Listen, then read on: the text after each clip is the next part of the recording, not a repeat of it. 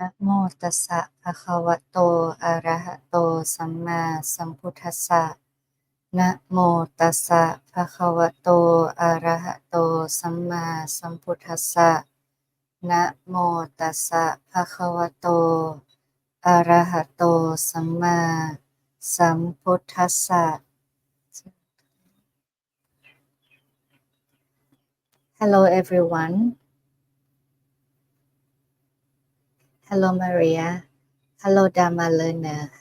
Hello the 552. Good to see you again for the Buddhist Insight and also for the Empty Cloud and also like everyone watching from Facebook or YouTube. Today the Dhamma session, the topic for the Dhamma session today, we're going to talk about making a wish, talking about making a wish, many people might ask like, is there things like this, like making a wish in Buddhism? Like we can make a wish like, oh, be safe, be well, be happy, be successful, something like that. But actually, in Buddhism, in the Buddha's teaching, the Buddha, in many sutras, the Buddha talk about, like cause, about like cultivate the cause and then the consequence will arise, naturally. So today we're gonna talk about making a wish from the sutra, making a wish. The name of the sutra is making a wish. But we're gonna learn like how, something like that. Hello Yankee Apple, hello Bhumika, hello Shayanta. Okay, let's start. Today the sutra, it's from Anguttara Nikaya, number discourse number 11.1, and like 11.1 to 11.5 or 0.4 around here, gonna be the same like thing, link with each other. So from making a wish is from AN 11.2, but you can read from 11.1 to 11.4 or 5. Here in this sutra, first the Buddha said that mendicants, an ethical person who has fulfilled ethical conduct, need not make a wish. May I have no regrets. It's only natural that an ethical person has no regrets. So here in this sutra, suddenly like the Buddha mentioned about, okay, first mendicants, an ethical person who has fulfilled ethical conduct need not make a wish. Talking about making a wish, like they're also in the, I think it's in the Dhammapada and also in the MN, like the middle discourse, and many discourse that mention about making a wish. And then the Buddha said, no, if you make a wish, like for example, if you make a wish like, may I be successful, may I reach Nibbana, may I, be wealthy. But what you do is just only make a wish. Then how can you be rich if you just, lay down in your house and make only make a wish, something like that. So it's something that you have to do. Kamma means action. It's something that you have to do yourself, and then the consequence or the outcome will arise after that. Has like the consequence.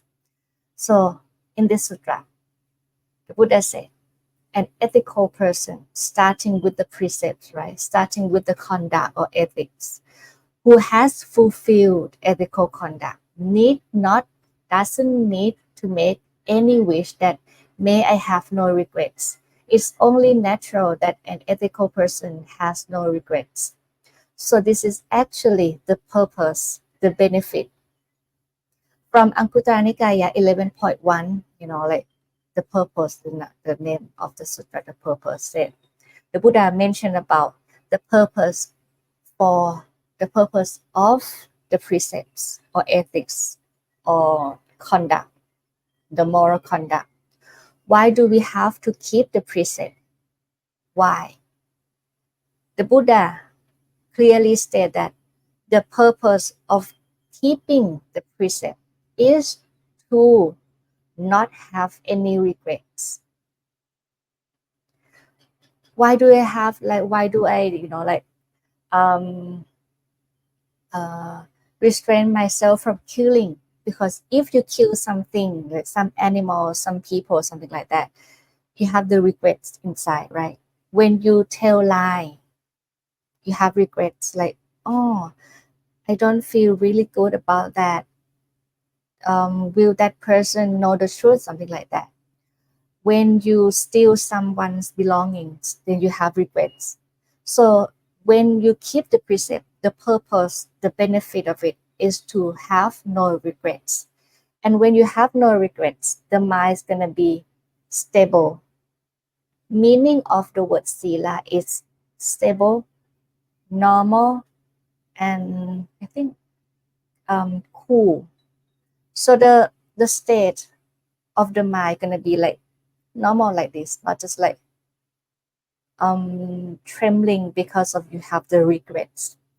And when you have the like strong foundation, like a precept, moral conduct, right, with no regrets, then any wholesome qualities can arise from this foundation, sila, as the basics.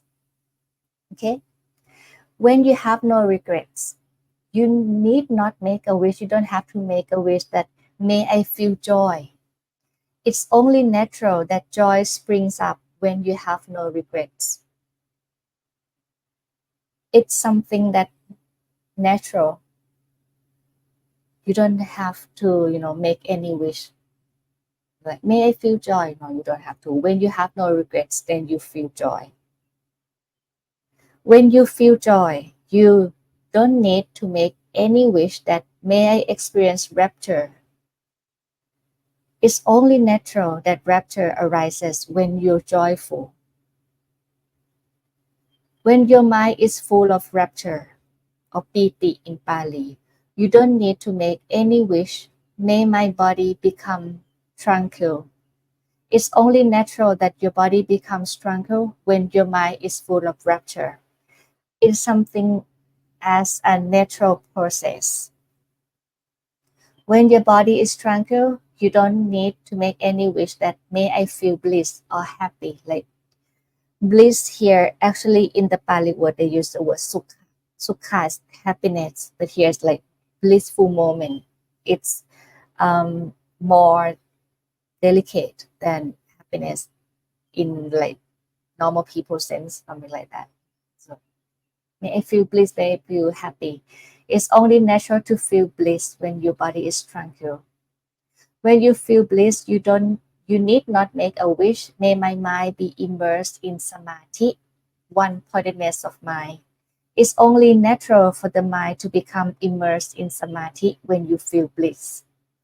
In Abhidhamma, we learn that like sukha or the blissful moment or the happy moment leads to one-pointedness of mind. So it's easier for you to reach one-pointedness of mind or the concentration or the immersion when you can, reach through this process. Sila, no regrets. And then joy, and then a rapture, tranquility, happiness or bliss, and then one-pointedness of mind or samadhi. When your mind is immersed in samadhi, you need not make a wish, may I truly know and see.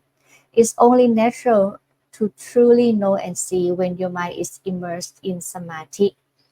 You don't have to wish for the wisdom. You don't have to wish for, like, oh, may I see the truth. May I know the anicca dukkha anatta. You have to follow the process first. You have to cultivate, go along the process.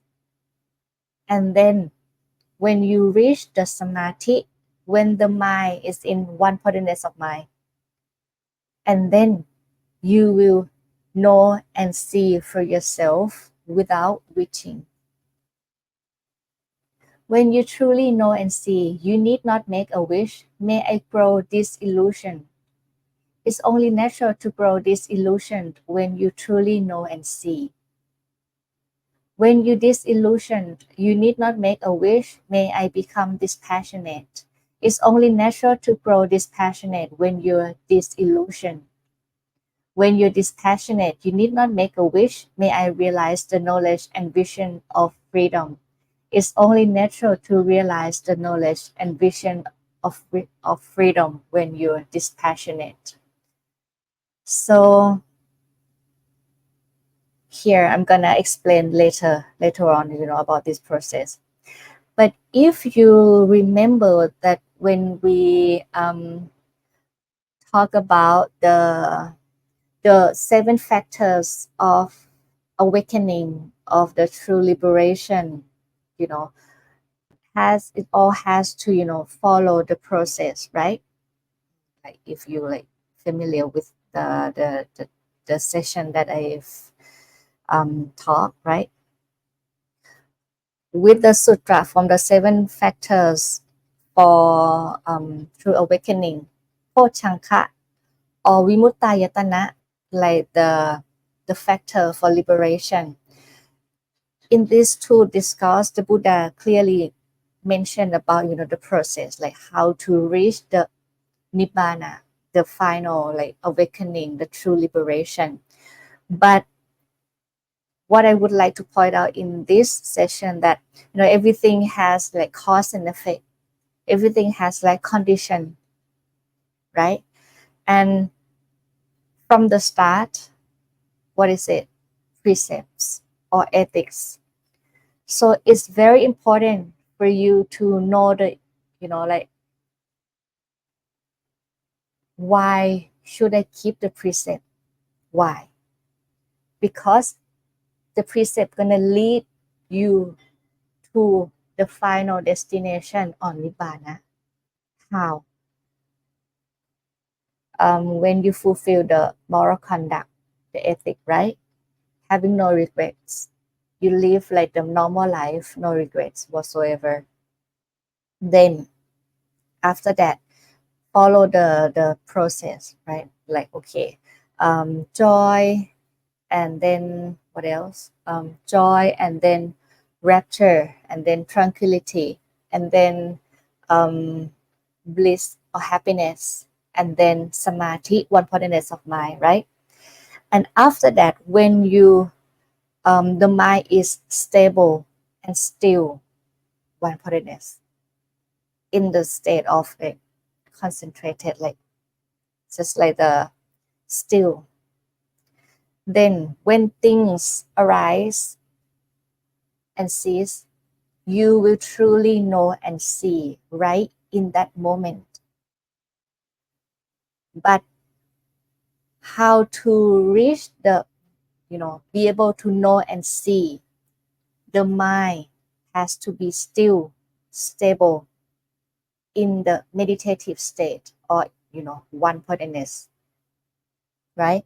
After that, when you truly know and see, like, oh, things arise and cease. Oh, anicca, transient. It's gonna change, not gonna last forever. It's not self. When you see that, right? When you see that, you don't have to make a wish, like, may I grow this illusion. You will see clearly, like, oh, now I get it. Now I see anicca. Now I see that things are impermanent. It won't last forever. Gonna arise and cease. Now I can see. So when we use the word see here, I don't know in English, but in Thai, when we give blessing, we're gonna see like, may you have the may you have the eye to see the Dhamma ให้ได้ดวงตาเห็นธรรม may you have the eye to see the Dhamma is mean like you see with the eye of the wisdom, not in this eyeball, not like this, but when you see things like, oh, now I get it, like everything that I see, everything in my everyday life, it's just gonna fall into three characteristics. อนิจจังทุกขังอนัตตา oh, now I see like it's not really me, it's not really I, there's no self. For example, like I cannot control, as in Anatta Lakkhana Sutra, right? The Buddha said, if it's yours, then you can control it. Like my hair, do not turn gray, do not turn white, or something like that. My face need to, like have no wrinkles, something like that. If it's yours, then you should be able to control over it. You should be able to control over the sensation, about the thoughts, about the memory. Please remember this, and please forget that. You cannot control, right? So when you clearly know and see, so this illusion, oh, now in the past, I just feel like I live with, like the blindfold, over my eye here. It's just, with avijja, ignorance, with, like no wisdom. But if you have the eye, ดวงตาเห็นธรรม like the eyes to see the Dhamma, see the truth. Dhamma is like the truth as it really is. When you see it, this illusion, right? And when you disillusioned, you don't need to make any wish like, may I become dispassionate. It's only natural to grow dispassionate when you disillusion. Why? When you see like, oh, อนิจจังทุกขังอนัตตา transient, impermanent, gonna last, not gonna last forever, it's not self, then you dispassionate. You like step back. In the past, I really love like what is it, like this bag of mine, it's very expensive. I have to work for like a whole year to buy this bag. In the past, I cling on to this bag, but now when you see like, oh, like the cause of suffering, because I want, right? And then I want this bag to be mine forever. I want this bag to be in the same condition forever, not gonna be stolen and gonna be, like perfect all the time.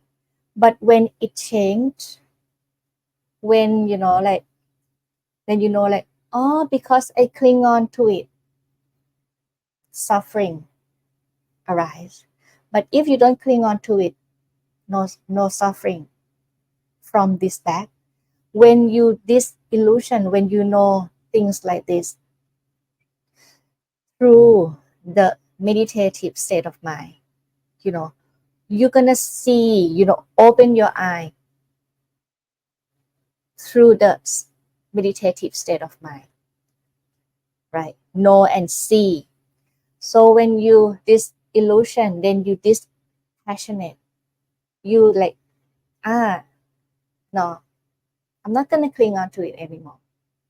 There's no I, there's no clinging to it. That is the cause of suffering. So you just like step back. It's something like, okay, nibbita is another word. It's like, I don't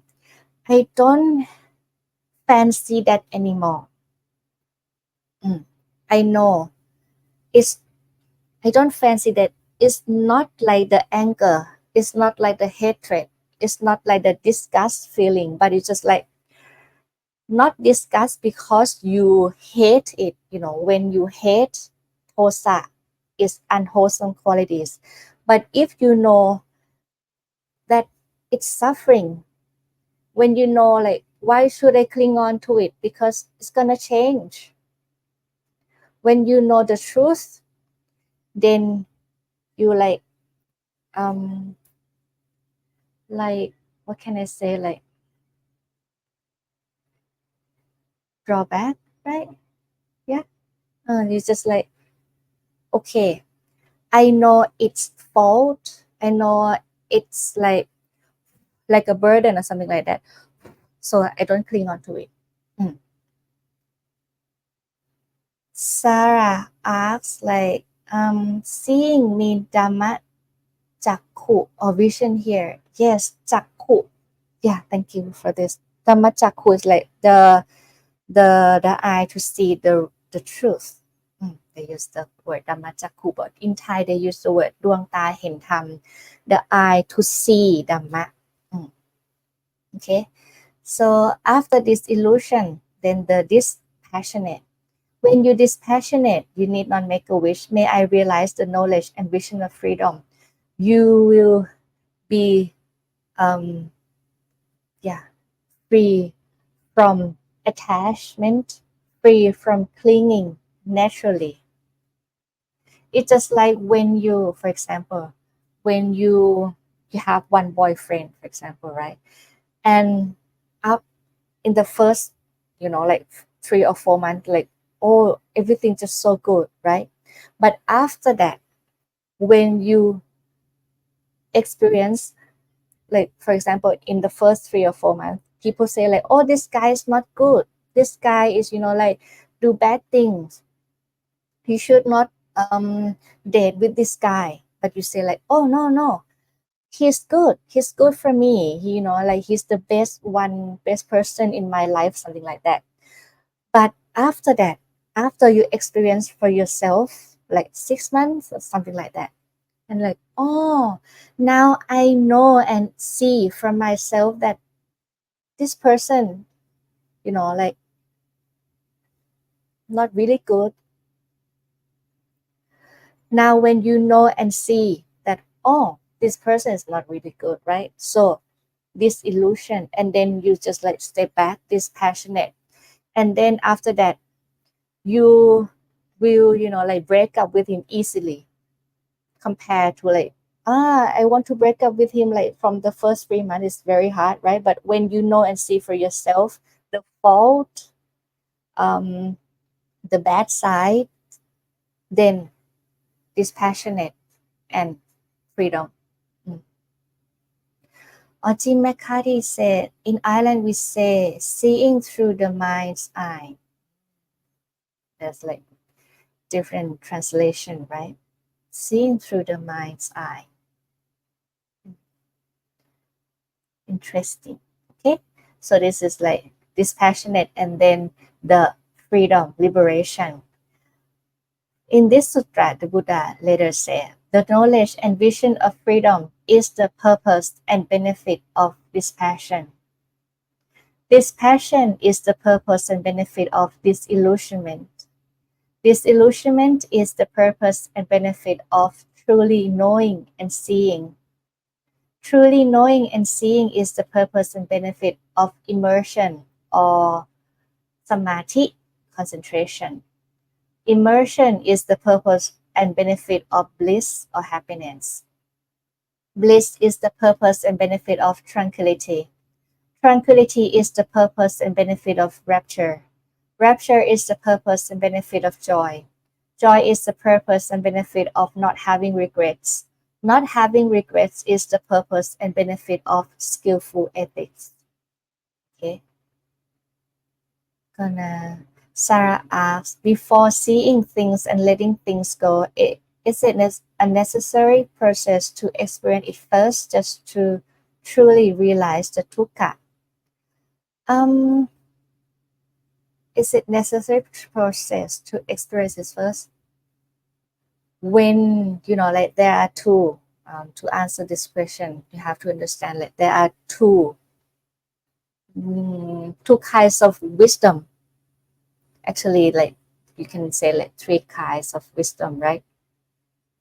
So Maya Panya, sometimes when you can learn things by listening or by reading, right? So by actually listening, but now we have like reading. So some people learn or have the knowledge, gain the knowledge from listening. Cinta Maya Panya, some people have the gain the knowledge from contemplating, right? Pavana Maya Panya, some people gain the knowledge from cultivating like meditation, concentration, things like that. But the wisdom, sometimes it's the knowledge from the book, from the textbook. Oh, now I know Tukka is like this, like when you born, then the Tukka, follow like sickness, aging, things like that. I know. But sometimes you know it from the textbook. But when you experience it from for yourself, like now I get it, like the heartbreak. Now I get it when I lost my cousin, my relatives, the loss, the suffering. Why do I suffer more when I lost my relatives than someone else died, someone else from my village? I don't feel that sad compared to when I lost my relatives, because the more you love, the more you cling on to that person, like my relatives, my cousin, the more suffering you get. So it's something that you experience it for yourself, and the more you experience it, like it's like this, and then the more the clearer that you can see things as they really are, because sometimes you don't see things as they really are like all the time, right? It's just like, oh, that person died, oh, that's sad, oh, but this person, my relatives, oh, I'm so sad, oh, now I get it, I learn it, okay. But still you're gonna cling on to something else, and then when you cling on, oh, another suffering, oh, now I get it, okay. Clearer picture, like the more understanding, and then you have to experience it. Like talking about this, there's one I think last week like I did the Thai Dhamma talk, and not last week, but something like that, like 2 weeks ago. And then one upasaka, one Thai lay person, he asked me like, is it, like when he read the Pitaka in many discourse, like, is it necessary that the person who encounter like many, suffering in life will, see the Dhamma, compared to the one who don't, experience any loss or any difficulty or any suffering in life, something like that. And you can see in the discourse, right? Many bhikkhuni, or just like, I don't remember her name now, the one that lost the baby, lost the father, mother, lost the brother, husband, or the children, and then she lost her mind, something like that. And then after she saw the Buddha and then asked for the ordination, after that, when she contemplate about the loss of the life, and then she, be able to gain like the true awakening and then reach the nibbana, because she, like experienced all the suffering in life. So it's like when you experience it, then you know it, you know what I mean. So it's kind of, we always say like, it's good for you to be born as a human in this life, because you experience both happiness and sadness, right? When you experience sadness or suffering in life, then you learn the truth. But when you reborn as the Deva, in the Deva realm, in the Brahma realm, you experience only happiness. So you don't see sickness, aging, the loss of like loved one or something like that. So you just like, um don't really care about it. You don't really see the truth that things gonna change. The Deva, once like they die from the Deva, they're gonna have, reborn in many destinations as a human or as an animal, something like that. So yeah, it's necessary process to experience it. Mm. You can learn from the listening, Sutta Maya Panya. After that, you try to like contemplate, like, is it true or not? How you notice, kind of like, for example, like reflect or learn from real life, from your daily life. You can learn the Dhamma in your daily life. After that, reflect, contemplate, and when you reach through the samadhi doesn't mean like you have to like sit still like this. It's not like this. But when you have the one pointedness of mind, when you focus in something, and then you see like, oh, it arises and ceases, and that's it. Then you see like, oh, it's gonna change. Oh, okay, now I get it. And then the more you experience it, the more you have the clear understanding. I hope this answer your question. So ask the Ayah, do Brahma Deva ever engage in anything unwholesome because they are always immersed in four Brahma Vihara? As in the text, right? As in the textbook, they say that the Brahma or Deva only experience the wholesome, not wholesome, but experience the pleasant feeling. I don't say wholesome because the Deva still have the avisha, still have the lopa, the greed.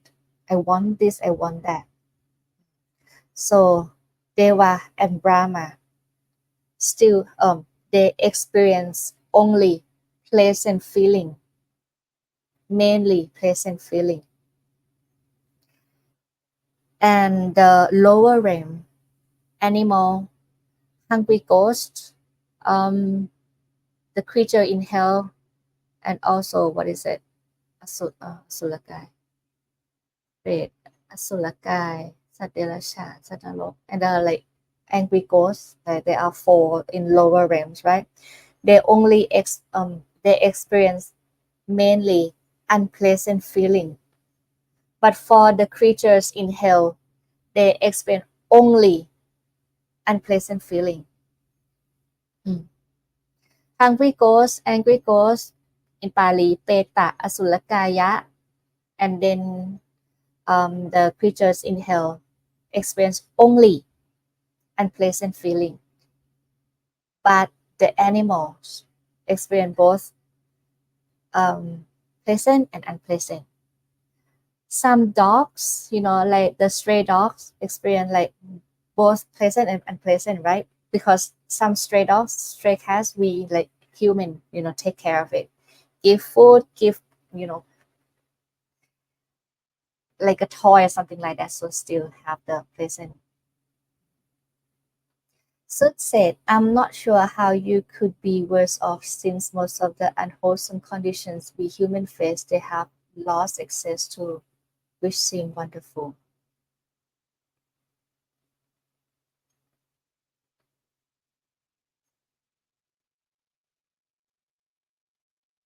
I don't I don't get it. Most of the unwholesome conditions we human face, they have lost access to.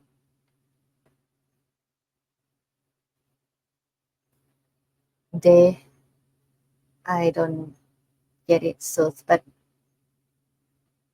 talking about human, what we as a human face, I don't know but I'm gonna say in Buddhism, um, we say that when we reborn as a human, it's like the good realm to be reborn. Why? Because we can make merit on our own. Deva, Brahma, okay, they experience pleasant feeling, right? But they cannot, like make merit. They cannot, like chanting. They cannot like in Brahma they still, like meditate, right? But they cannot do like good deeds on their own. But as a human, okay, we've encountered with pleasant and unpleasant feeling, right? But if we lucky enough to to learn the truth, to know the truth, and then we can make merit on our own by our own actions. Mm, that's what here what people say. And yeah,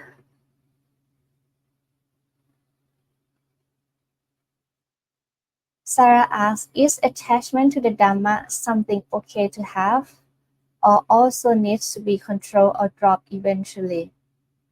Attachment to the Dhamma, oh, good question.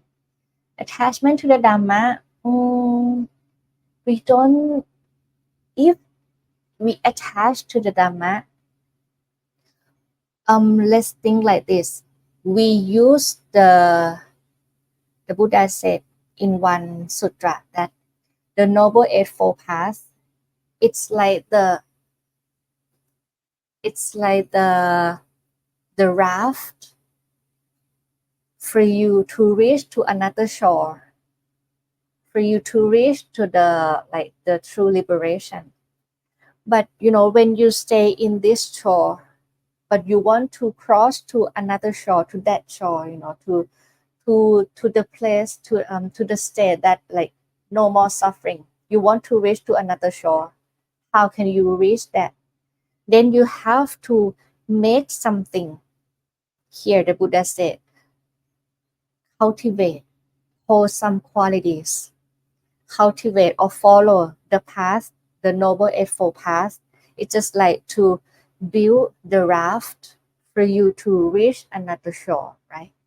Build the raft and then cultivate until you reach another shore. What to do with the raft? When you reach the land, will you carry the raft and walk up to the land or not? No, you're gonna leave the raft, right? So it's just the same thing. The Noble Eightfold Path, the Sutra, the Dhamma, it's like the equipment, the material for you to reach to another shore. But eventually, Sappha Loke, no, and eventually you have to let go of everything. Let go to the Dhamma. Let go to the good deeds. Let go to the bad deeds. Because it's not your. If you still cling on that, my good actions, then still attachment. But you just like you let go when like when you reach the nibbana, you're gonna like no more self, like let go naturally. No, I will do. It's not like that. So you just like letting go naturally. So now we cultivate wholesome qualities first and abandon unwholesome qualities, during this process. okay, sometimes people say like cling onto the Dhamma or attach to the Dhamma, but it's not really in that sense. Rather, like maybe just like, okay, I have there is the willingness to do good deeds. There's the willingness to cultivate wholesome qualities, or in Pali they use the word chanta. There is willingness in the Dhamma. There is the the blissful moment to study the Dhamma, something like that, but try not to attach that my knowledge. Otherwise, you're going to experience like my knowledge is correct, your knowledge is not correct, and then debate. It's not like that. Okay. So said with regards to the Brahma, Deva, don't engage in sensuality. Don't engage in ill will. So they lost access to it. So why isn't a good place to practice Dhamma? Actually, we human, right? Deva, there's six realms, and then Brahma. So Deva and Brahma is actually not the same. Okay, Deva, there are six realms. Jatu Maharashika, Avatingsa, Dusita, something like that. And okay, we're gonna talk about Deva first. In Deva realm, they still engage in sensuality, still have the couple. So this is actually called Kama Vachala. It's just something like the human. They have the couple. They go to go to the park. If you like listen to like Media Sutta, they still go to the park. They still like have like the couple together or something like that. So in Deva, they still have the sensuality, but they don't. I think it's Abhidhamma. They say if they angry, if they have like hatred, like strong hatred, something like that, they're gonna die from the Deva. So it's just like pleasant moment, pleasant feeling, but with the five sensual pleasures again. This is Deva.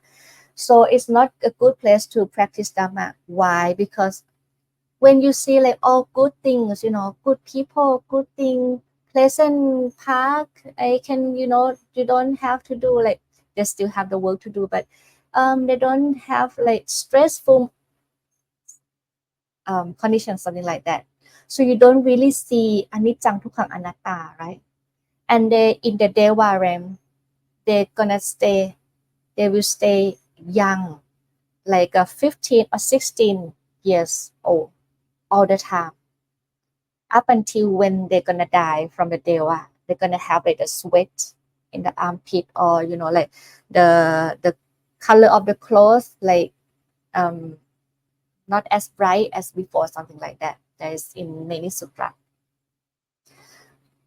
And the Deva, when they're about to die, like all their friends gonna come. I don't remember the sutra, but their friends gonna come and then say like, please go to the good destination, Sukhati. Please go to the good destination. Where? For the Deva, they said, good destination to be reborn is the human realm. Because in the human realm, we can make more merit and then go up there and then, pleasant moments. But gonna be reborn again and again and again and again. But it's not certified, like, okay, gonna be reborn in the Deva every time that I die. It's not like that. Sometimes Deva, sometimes human, sometimes animal, sometimes hell creature, sometimes animal, and then human, and then Deva, and then so it's like still in the samsara. But human in human realm, we can decide I'm gonna go up in the good destination, or I'm gonna go down to the bad destination, or I'm gonna go out of the samsara, no more rebirth, but out to the nibbana. Like even the Buddha, before the last life, right? Before he got enlightenment, actually, all the Bodhisattva, they have to like wait in the Tusita. I think the third realm of the Deva in the Tusita, right? And then he have to be reborn last life in human realm. Why? Because human realm we see sick people, dead people, we see like all the suffering. So you see things as they really are, and then you can go out of the samsara. This is for the Deva realm. But for the Brahma realm, Brahma realm, I think I'm not sure, maybe 15 or 16 Brahma realm. I'm not certain about this. Brahma realm, how to be reborn in the Brahma? You have to reach the Shana state. If you can meditate and reach the Shana state, like 1 to 8 Shana, when you do over and over and over, and when you die, then you can go and be reborn in the Brahma state. But in Brahma realm, in not Brahma state, in Brahma realm. But in Brahma realm, you just meditate. Just, still in the Shana. When you are human and you familiar with the first Shana, like you can reach the first Shana all the time. When you be reborn in the first Shana, Brahma realm. Not the, fourth Shana, just one, the first Shana realm.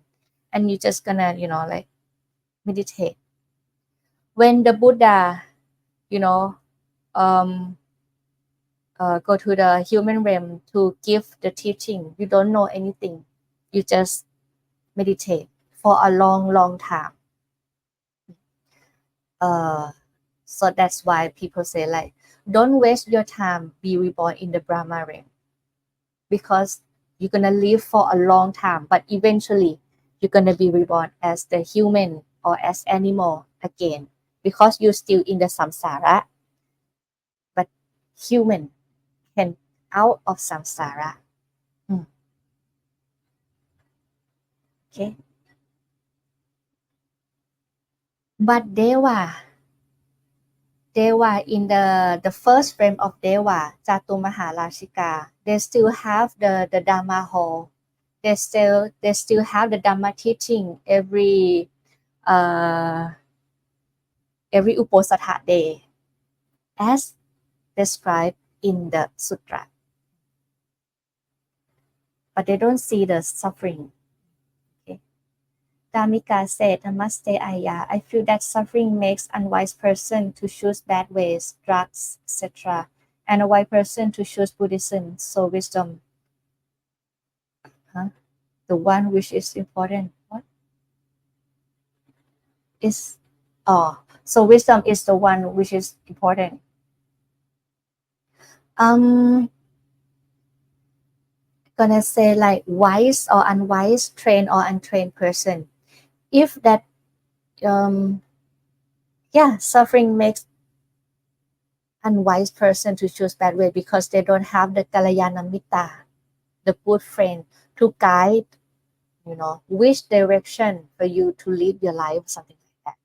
So Kalyana Mitta, or the good friend, the wise friend, it's someone that the Buddha said like the utmost important. It's not utmost important. It's the whole, very essential in the holy life. Christian as a no motivation.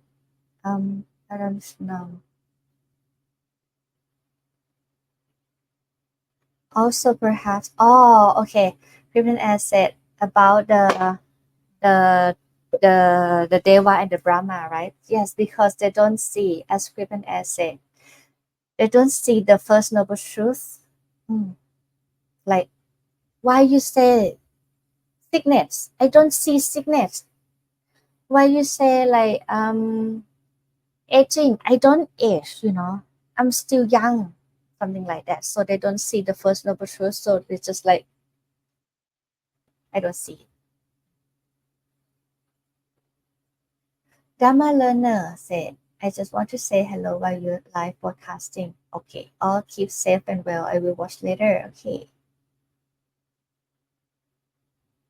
Adamika said, I feel that suffering makes the unwise person to choose bad ways, drugs, and a wise person to choose Buddhism. So, Putti, wisdom is important. Am I correct? Wisdom is important. Yes. The Noble Eightfold Path, the first one is the right view, right? And the right view is the wisdom. The wisdom is important. If you have the right wisdom, the right view, which is the wisdom, you know what is good, what is bad, what is unwholesome, what is wholesome, what like brings like all the benefit in life, or another one like brings all the suffering in life. So you can distinguish, differentiate, right? And then you can lead the life that is safe, that is like far from suffering, something like that. So the right view first, and then right thought, right speech, right action, as in the Noble Eightfold Path. Okay, I'm gonna mention about the discourse a little bit more. Okay, the Buddha said, good qualities, good qualities flow on and fill up from one to the other. For going from the near shore to the far shore.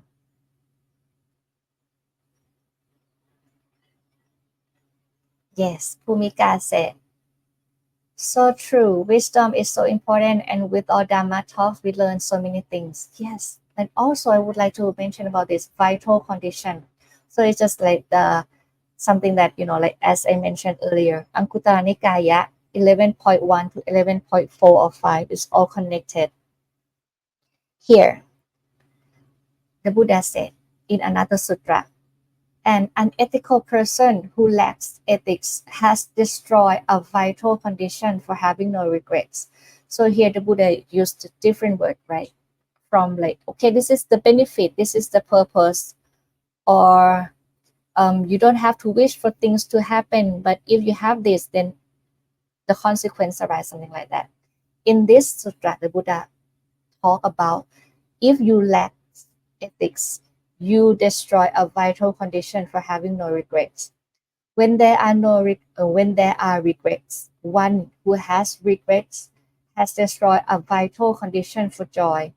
When there is no joy, one lacks joy has destroyed a vital condition for rapture. When there is no rapture, one who lacks rapture has destroyed a vital condition for tranquility. When there is no tranquility, one who lacks tranquility has destroyed a vital condition for bliss. And goes on until the knowledge and vision of wisdom. Gonna go quite fast. Suppose, okay, this is interesting. Suppose there was a tree that lacked branches and foliage. Its shoots, bark, softwood, and hardwood would not grow to fullness. Okay, here I would like to talk about this. You see the relation, right? First, sila, ethics. Actually, it's important because the Buddha said ethics, moral conducts, or sila, whatever the translation is the foundation for the wholesome qualities to arise. So it's the basis, the groundwork, the foundation. Why do we have to keep sila? So you don't have any regrets. And when you have no regrets, the mind is, like in the normal condition, no fear, no, like shameful or something like that, no regrets. No regrets lead to joy. Joy lead to rapture. rapture leads to tranquility. Tranquility leads to bliss. Bliss leads to right immersion or one pointedness of mind or right concentration or samadhi in Pali. So samadhi leads to true knowledge and vision or panya. So when we, like we hear a lot, sila, samadhi, panya. So everything's connected, right? Sila as the foundation. And from that process, you have to reach to the samadhi, one pointedness of mind. Not only when you sit cross-legged for like 30 minutes. It's not like that. But samadhi can happen when you walk, can happen when you work, because it's just like one pointedness of mind. And when you have the one pointedness of mind, then the panya, knowledge and vision arise. True knowledge and vision leads to disillusionment. Disillusionment leads to this passion. And this passion leads to freedom through awakening, nibbana. Mm.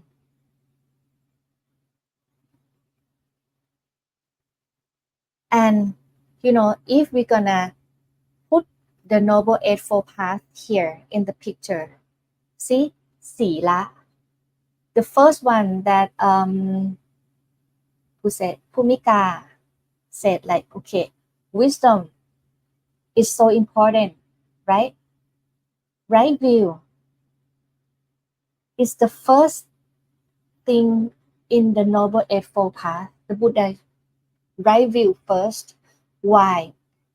Think of it as like the what's it called? Like the head of the train, right? You call it head of a train, right? It's like the foremost of the train.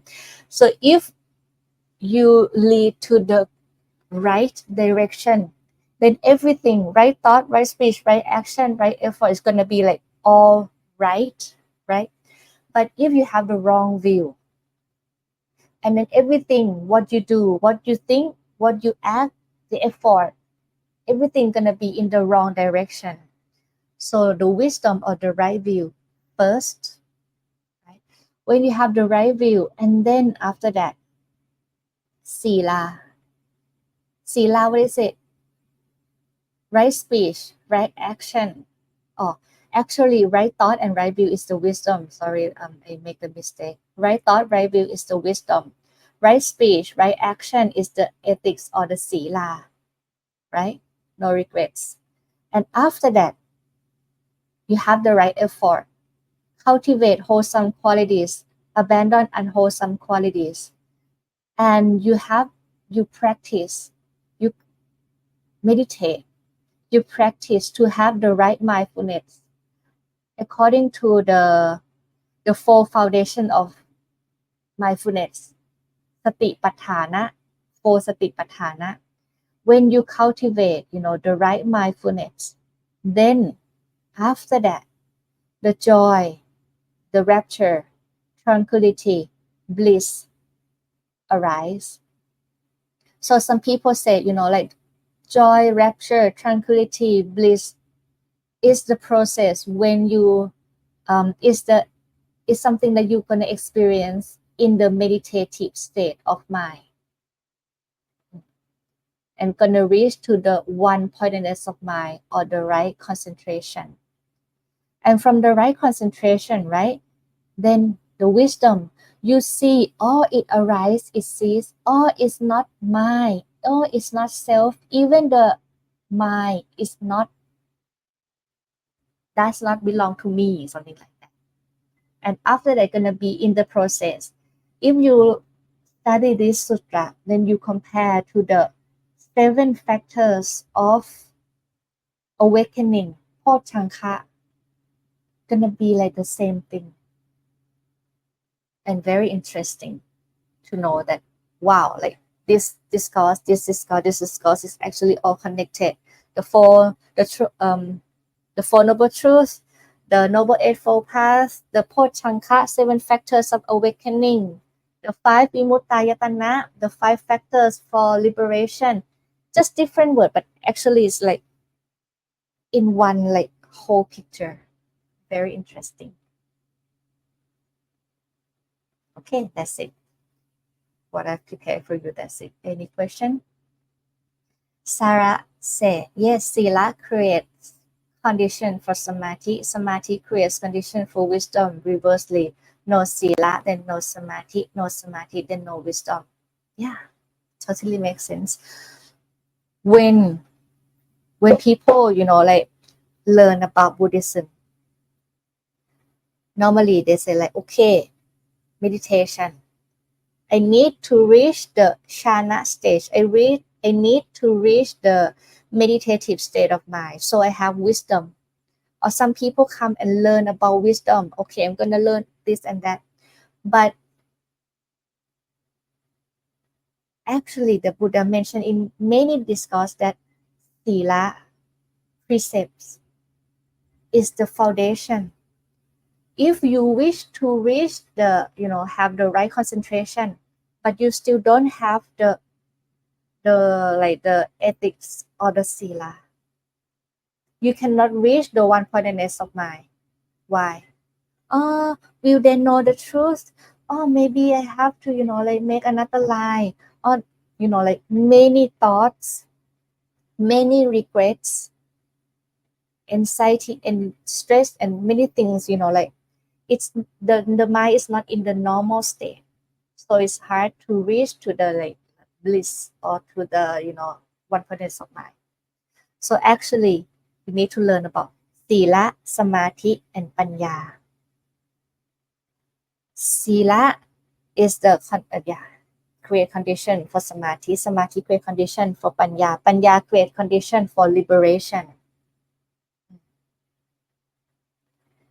And the Buddha said, the more precept you have, or the purer the precept you can keep, the clearer understanding you will have, or the more Panya you will have.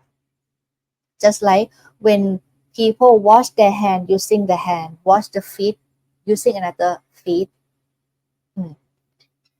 Panya will clean the precept, and precept will clean the wisdom. That's in one sutra. Okay. Mana said, are your presentation slides from these Dhamma talks on Buddhist insight available for us to review on another website?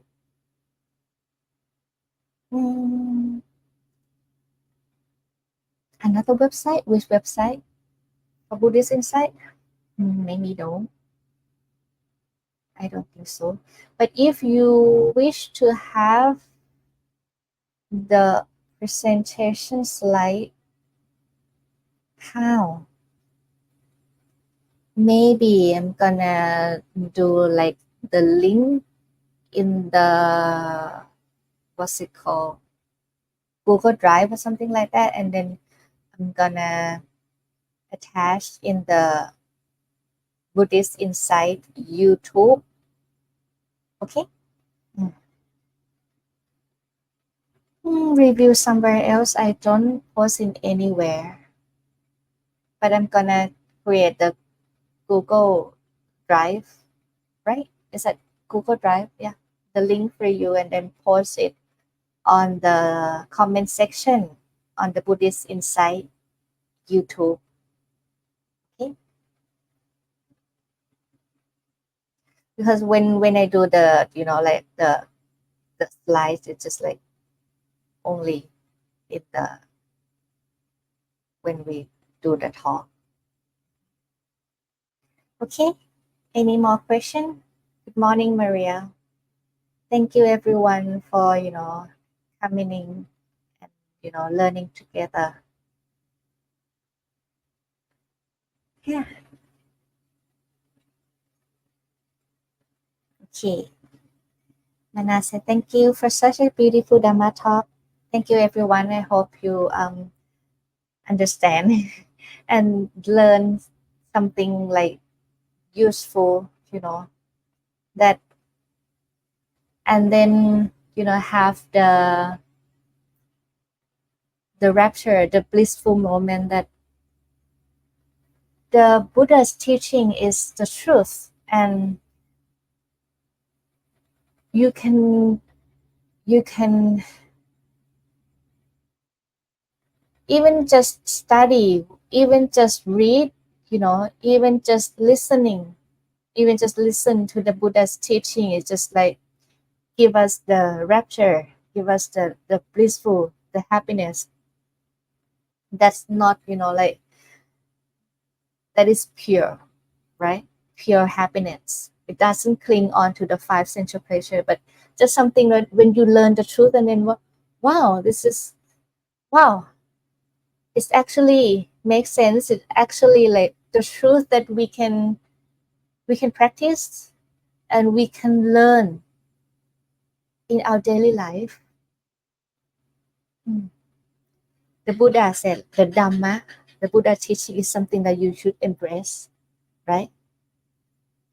Opanayiko, right? To embrace and then experience to yourself and then you know and see for yourself. Pacatta. Sadhu, sadhu. Okay, thank you everyone. See you again in 2 weeks for the Buddhist insight and the empty cloud. And next week, see you in the Mahavana Tutanka, Mahavana Dhamma Sanctuary. Before we leave, say Sadhu 3 times. Sadhu, Sadhu, Sadhu, Anumodhami. May you all be safe and well, and may you all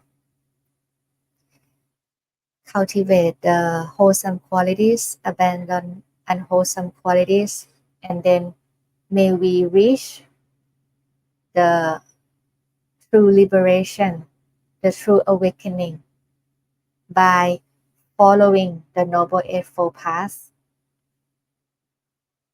Have a good day, everyone. Sadhu, sadhu, sadhu.